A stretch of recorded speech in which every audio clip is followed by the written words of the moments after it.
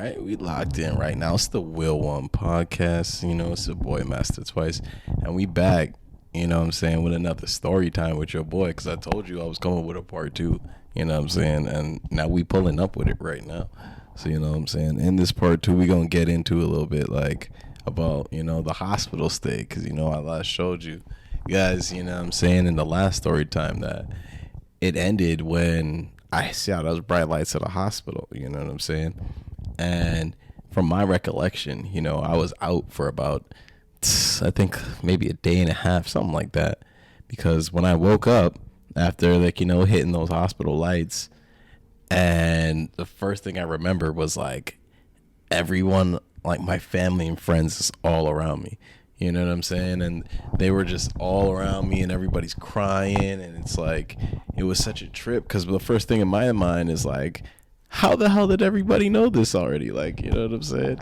I'm thinking like this, like it's just a couple hours later, but then, it's only to realize that it's been like almost a whole day later. So, that was a trip, to be honest, because it was just like to realize that like you don't really know where you're at, and then just like wondering how did people find out about what happened to you and all these type of things. So my mind was all over the place. And then like before I could even really collect my thoughts, that's when I had my first conversation with one of my with the doctors at Sunnybrook. They came in, they saw me, and one of the first things they told me was like, I got shot, I broke shoulder blade, 2 ribs, bullet went through my lungs, both of them, which made them collapse.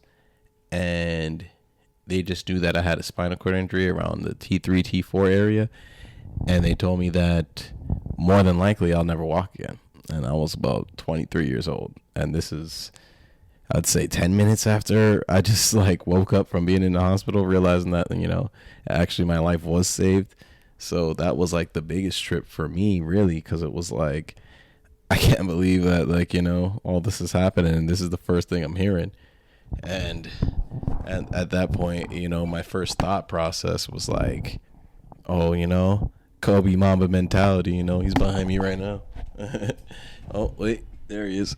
But, the first thought process was just like, yeah, I'm going to beat this. Like, I'm going to, do whatever I got to do, hit the whatever workout regimen I got to do, and I'm going to beat this. I'm going to get back up on my feet. And, that was the first thought process. But then I was so tired and medicated that I probably fell asleep, because that first week is very hazy for me. It's hard for me to remember. And like, that's actually when I had like really my first experience with the opioids, because they had me on the morphine, right after getting shot. And let me tell you, that is something nice, but I don't recommend it for anybody, because it's extremely addictive. And I had to learn that out the hard way a little bit, because like I really like used it mainly almost just to go to sleep, because I was in so much pain with all my broken bones and everything like that it was hard for me to just like sit up and talk. Talking would make me feel like I just like ran track. So I just really loved the morphine mainly for that reason, where it just made me go to sleep and not feel any pain for a little bit. And that was just something that like, it was so good. But then, there's so many side effects to that, where they cut me off about maybe 2-3 days in, because I was just asking for it way too much. Like, it was getting a little bit ridiculous. And after that happened, it was just an interesting time, because it was just like kind of like facing the realities of like how you can be addicted to substances, and how easily people can fall down those paths, especially from recovering from an injury, because like it's right there. That's what they give you to try to relax you in those time beings. So it's real tough. But while I was doing that, I was in the ICU though, and about a couple of days after this whole situation where they cut me off with the morphine, not related to it obviously, but my lungs collapsed again, more likely because I kept taking off my oxygen mask and all types of stuff, because I had the oxygen tubes in me, because obviously my lung capacity, I think at the time, was somewhere around like 20 something percent. Like, I could barely hold air in my lungs, and it was filled with blood. So they collapsed again, and they rushed me to critical in one night, like, or early morning. It's hard for me to remember sometimes. But yeah, they brought me in, and they brought me there, and I was in critical condition for about a week or week and a half. And it was interesting just to, have that nurse stationed by your bed right there the whole time. And, just the treatment was a little different. I was bored because, I'm sitting in the bed all day. Asked them for a TV. They gave it to me no problem. I was like, oh, wow. Like, the perks when you're almost close to dying, a little bit of perks, believe it or not. Oh, man. But then, with that, that was my little source of entertainment for a little bit. And then not too long after, I had like my first couple of like police interviews because, of course we're getting shot. Police got to interview you, ask you what happened. You know what I'm saying? Pretty much told them the same story that I told you guys because I don't know who did it. You know what I'm saying? I don't know. I don't know. And like, you know what I'm saying? I ain't trying to be involved with telling on other people. I'm just saying, you know what I'm saying? I don't know. I don't know who did this. And, of course, that doesn't go well. People just assuming things, which is like, that was horrible. I felt like almost like I was getting discriminated because of my address at a point in time. And, when I did get shot, I had two phones on me. One was this, for using for a regular phone. Another one I was using like a MP3 almost. It just kept all my music. And they kept my phones for months just because they just assumed I was doing something. Like, of course I couldn't just be getting shot for no reason, but you know how that goes. So unfortunately that was a little bit of my hospital time was dealing with that. A couple of my nurses saw that, and so they saw the treatment. They saw that it wasn't always just, at least in my predicament. What I'm saying, they were treating me like a suspect. But after all that, we had to move out of critical back into ICU, and that's just always a good move because it's always moving up into the hospital. So you feel like you're improving, you're getting better. I had to, like, I was using my oxygen mask a tiny bit less, so that was great. I got a lot of blood out of my lungs for the chest tubes and like a lot of spit, and I had a spit tube, had to have that on deck. Had to get everything out. Felt like it was phlegm, but that was all blood. Like, it was kind of gross. But, so it was great just to have that like improvement and, see it daily. And actually too, I forgot to mention this earlier, that when I first got there to the hospital, because they didn't know exactly what was wrong with my spine and I had the bullet in me, I couldn't have an MRI. So I was on call for back surgery for about 5 days.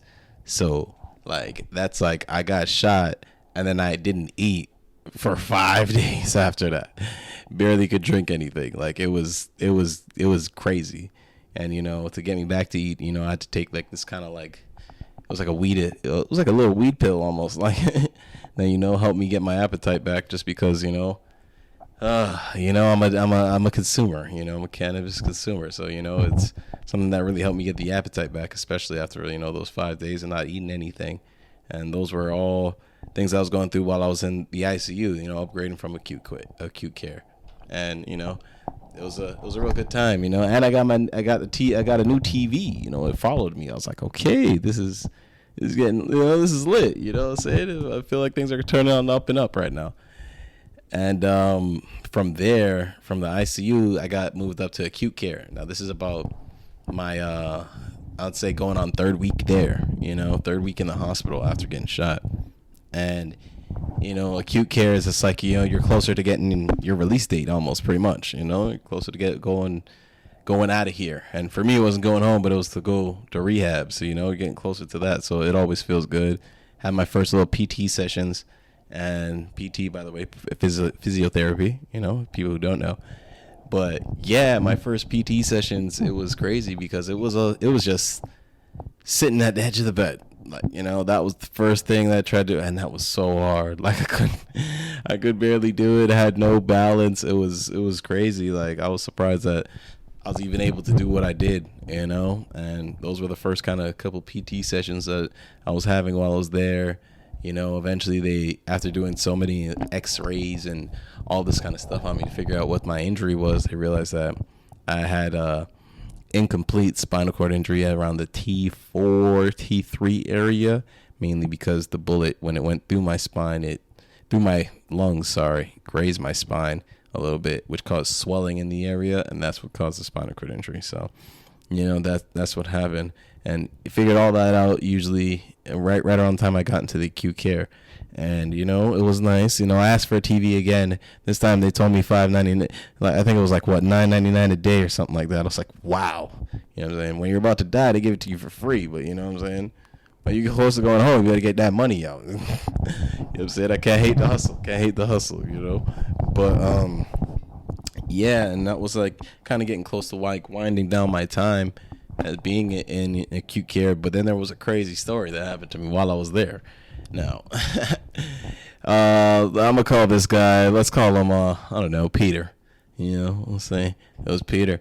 There was a guy that was like on the same wing as me in the acute care, and his door was usually always guarded by somebody, and he was just like always there. So one night I'm up usually late nights because I had this like insomnia after getting shot, so it was like I could barely sleep more times. So I'm up late nights. I'd say it's about close to like 2, maybe 3 in the morning, and my door is open, my room door in the in the hospital, and I'm hearing like the nurses kind of have a ruckus. They're like, "Oh my gosh, where is he? And then they're like, "Where's Peter?" And then two twos. Why is it that this Peter dude just like walks into my room? You know what I'm saying? Just went right past me. Went to the next side where there was someone else. I had a roommate, From when I asked the roommate, I think he tried to get into his bed. You know what I'm saying? This is an uncomfortable position for anyone to be in, especially when you're hurt and like you don't know what this guy's on. And then he comes to my side. Man comes to me, man. And I'm like, thinking, how the fuck am I going to defend myself in this situation? Because, like, I just got shot. My whole body is hurting. Like, you know what I'm saying? I can't even lift. He got shot in my right arm. Can't even throw the right. You know what I'm saying? Bullets in my left, like, chest. Like, you know what I'm saying? Couldn't even throw punches like that. It would kill me too much. And the ribs are broken, too. I've been total disadvantage. And I got can't use the lower body. Like, oh God, I didn't even know what I was going to do with myself. And the man came up to me, walked up to me slow-mo and everything, looking at me. All I'm seeing is the reflection from the iPad that I'm using on my face and seeing his face, because it's pure darkness in the room. The man looked at me, bro, picked up my cup. I think I had some cranberry juice in there or some sort of concoction, it was a sweet beverage. The man picked up my beverage, bro, sipped it out of my straw while looking at me the whole time till that shit was done. You know what I'm saying? And I'm looking at him same way, like, you know what I'm saying? I'm just playing, we're playing a stare off right now because, like, I don't know what to do, and I ain't trying to say nothing to piss him off right now because I'm not in the best predicaments to do something about it, But, eventually he just drank all my juice, looked at me, put it down, and then cut. And I was like, oh, fuck. Felt like, I was still kind of nervous because, you know what I'm saying? I don't know if this guy's going to come back. The two twos, the nurse came into my room like, hey, she's like, are you okay? And I was like, hey, does he do that often? And the first thing she said to me is, and I was just like, close my door right now. And make sure it stays that way every night because I don't need someone attacking me when I'm just like recovering. I did say all that, but that's pretty much what I had to say with close my door. Like I don't need none of this in my life. You know what I'm saying? But that's a little crazy story about what happened. The acute care life at Sunnybrook. After my whole 3 weeks of staying there, living there, eating their food, and all this type of stuff. Like that's one of the events I had to deal with, had to go through. And, it's always a funny story to tell. And that kind of just led me on to getting ready to go to rehab, Someone came to see me and, let me know about Lyndhurst and just about the rehab center and how good it was and all this type of stuff. And, like, that was the next move. And, that's what I got ready for and prepared for. And the next thought process was, like, since I haven't gotten any movement or anything like that, or I didn't even have any feeling in my body when I was in the hospital. Next moving is like, when I get to rehab, like the goal is to walk out of there and like, be get back on my feet, Mamba mentality. Like, there ain't nothing. We're just gonna grind and do every workout we can, do extra work, all that. And yeah, and that was the goal. To start. But we're gonna wrap it up right here because you know what I'm saying. Next episode we getting into the rehab, and now rehab was a whole nother thing itself. That's where Lyndhurst turned me to the $6 million man that you see yourself right here in the cut.